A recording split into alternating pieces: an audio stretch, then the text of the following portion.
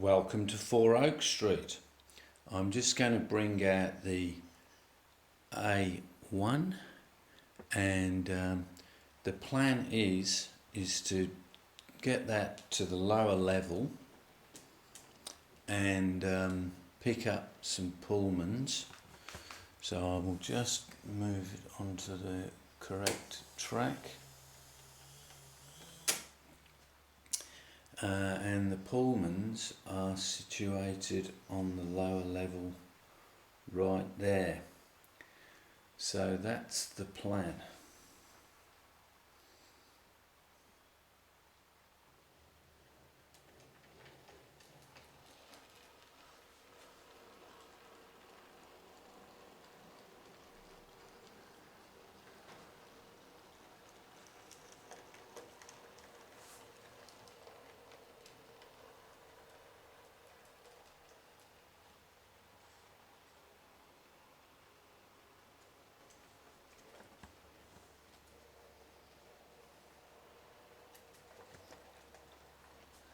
So we'll just change throw the point, hit reverse, and away we go.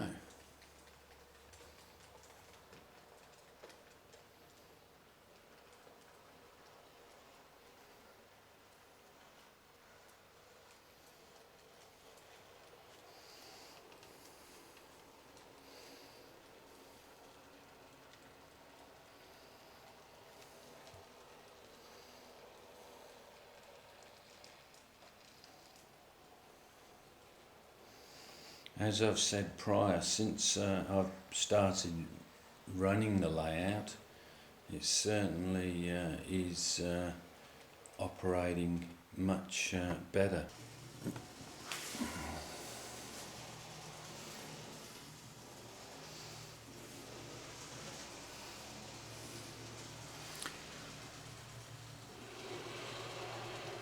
So just coming into view now.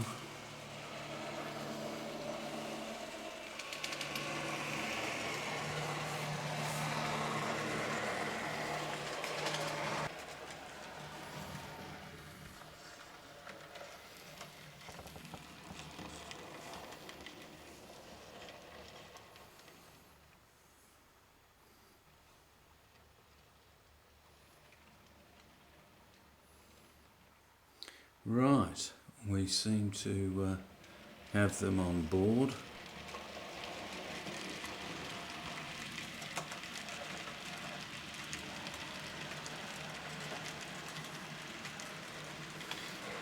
So one of the reasons for doing this was I just wanted to check my gradients again for when I'm doing the planning for the new stage.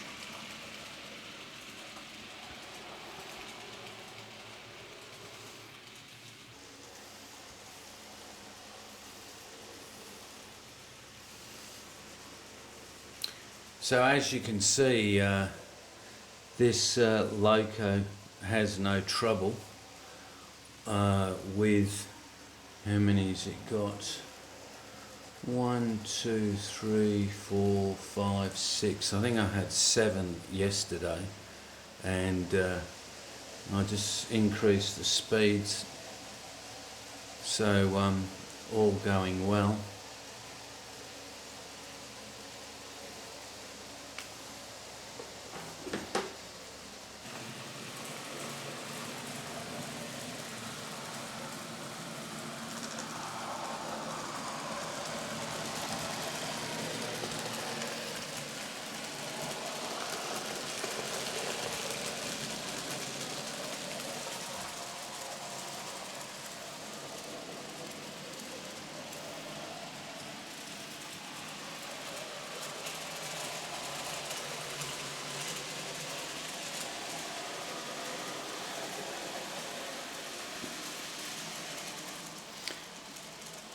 And of course to the viaduct where everything comes to a stop. So that is why the subject for today. So I just want to bring you up to date with a couple of things that I've done. So I have fixed up the writing on the panel. I've added a new switch in here for the lighting underneath, which I'll just give you a bit of a look at now. So that is with the lights on. So you can see now we have one at each end. I've got them facing, I could have had them facing down, but this seems to give a good overall light. So these are just 12 volt. I found a power supply that I had, and they're wired so they can, obviously there's a chock block, I think they call it, so that you know, when these baseboards are undone, it's just a question then of undoing the chock block. And with these you can wire them in series, so they are 12 volt. So that's what I did, obviously wiring back up to here so it all works. So the next thing is layout planning. The original plan. So you can see that this section is built here and sort of up to about this section. So this is where I had my helix details, minimum radius and stuff like that.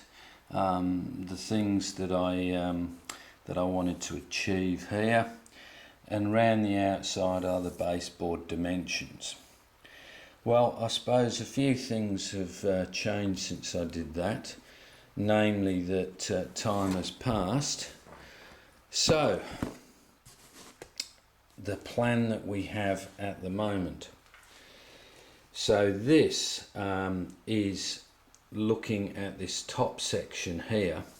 This is the viaduct. This is where it all ends.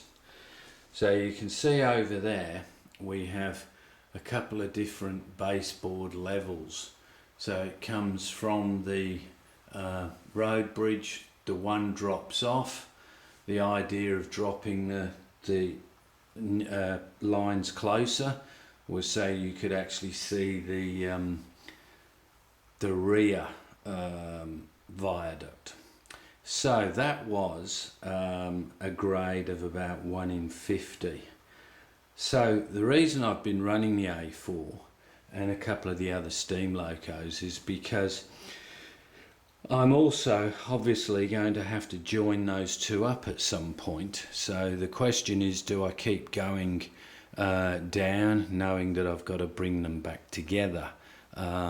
So I just wanted to check the pulling power again, because it's a big mistake, and a lot of people I know have had trouble when they've done something and locos just won't, particularly the steam, won't pull if you want to pull a large amount. And of course I really have no excuse because I'm lucky to have the space. So back to this plan here. So what I'm toiling with here is, from the viaduct, obviously I have to get the baseboard correct, but obviously the lines will come around. So the questions are, do they come back together, or do I keep one at a higher level and one at a lower level, which would obviously be more scenic. So the measurements are here of the next module. So that's 1.7 meters by 600. This then is a module of 1600, which will take us right to the side of the door. Now obviously that door we do need to keep access to. So this section here will be a lift out section. So I haven't quite figured out how I'm going to do that, but obviously if I build the two modules, and I'm thinking of using pattern makers dowels facing upwards, 2 in each corner, I probably will still do the electrics. I mean, it's not that we go through that door an awful lot, very rare, but it's a good access point for bringing in anything that's a reasonable size, or taking the layout out one day. So this module then is 1300, and then we come to the last module, which is where the locos turn around and come back up the other set of two lines. Now, interestingly enough, with this turnaround, I have a Cyril Fraser book, and to do a turnaround, it is actually 3 times the radius. So if this is 45 centimeters, you have to multiply that by 3, and that's the distance that you need to bring them back. So what am I going to do? So I've been having thoughts of where do I put a station? Do I have a terminus station? So just some ideas that I had here. So 2 ideas, a through station and a terminus station. So assuming that I'm running the locos in these directions, which I discussed the reasons why a few videos ago, what I could do is have a terminus station. So the outer track here would access by a diamond crossing across the inner line, and then go into 2 lines, and there'd be 3 platforms here. The inside track, which is travelling in that direction here, would come from this side into the station. And then we would also have some method of joining the 2 so you could effectively come in one way, reverse out, and then go back the other way. Now, one of the things that I looked at with this was, okay, the runaround, what am I going to do from a scenic point of view there? So would it be good to go into a tunnel? If so, I would lift this above the tunnel, if you like.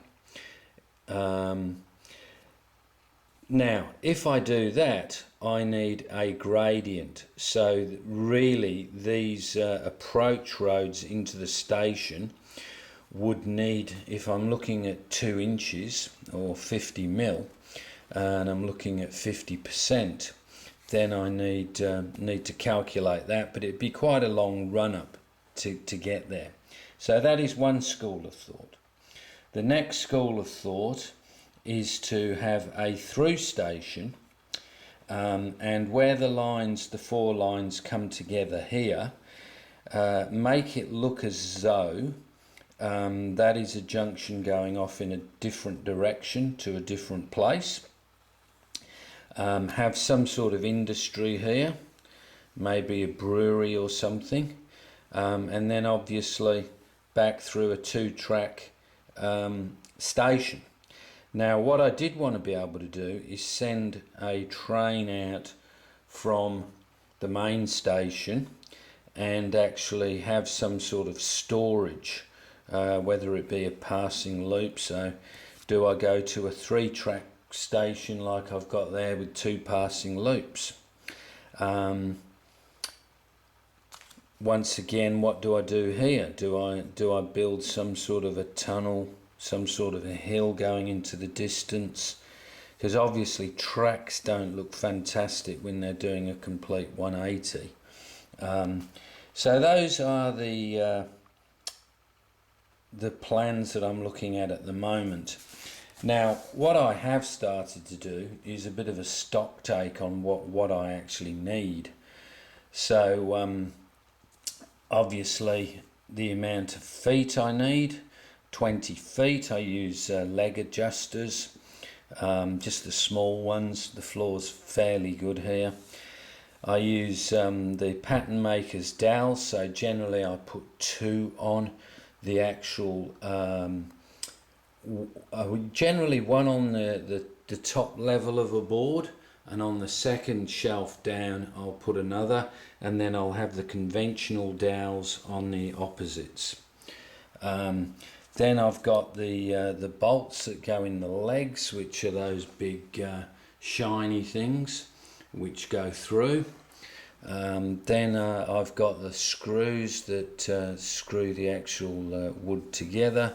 Then the bolts that go through that actually join the modules together, and then the screws for the ply.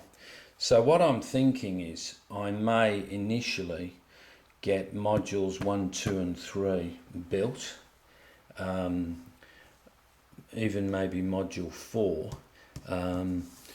because it's time I started extending the run.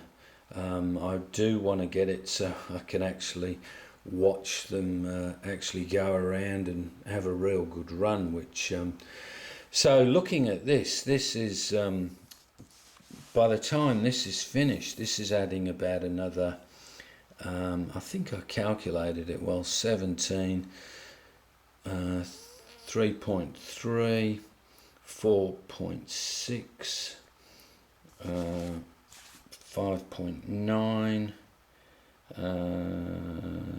7.5. So that's 9 meters around the edge of the board, which is about I don't know, 30 odd foot times 2. So it's going to at least add another 45 to 50 feet of run, which will be fantastic. And obviously the engines, and that was my goal, was to have a long run, so it was actually like they were really going somewhere in scale. Now I just wanted to show you this. This was something I picked up quite a couple of years back, obviously with this layout being reasonably big. I needed, I thought, another booster. So this is an MRC. It's the same as obviously what Gauge Masters sell.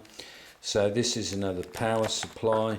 So this will probably be over somewhere near about module 4, I reckon, which will power everything up to about the viaduct, probably from the viaduct on. So that should mean that we don't get that drop off in power, because it is a fairly good run. So off that I will run probably 3 districts, maybe even 2. It just depends if there's no points all the way through down to module 6. But it's limitless. Obviously the boards are going to be narrower here, so will I throw in something else? Could I have another station, or do I leave it as it is?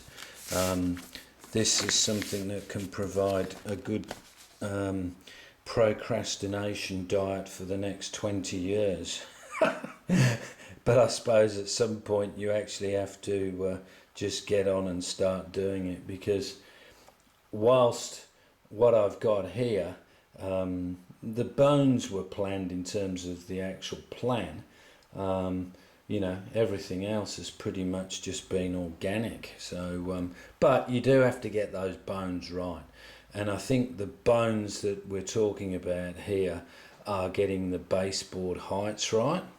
So in other words, do I want scenery that's below the track, above the track, you know, that type of thing. So that's the bit I want to get right. So it's I think I may just build those few modules. So there's some bits and pieces ordered from Station Road baseboards, so they'll be arriving soon. So any comments, please share. Most of my knowledge has come from YouTube and looking at lots of people who are far better at certain things than I am. So yeah, any comments, please share. But that is the update for this week, and thanks to all those subscribers. Bye.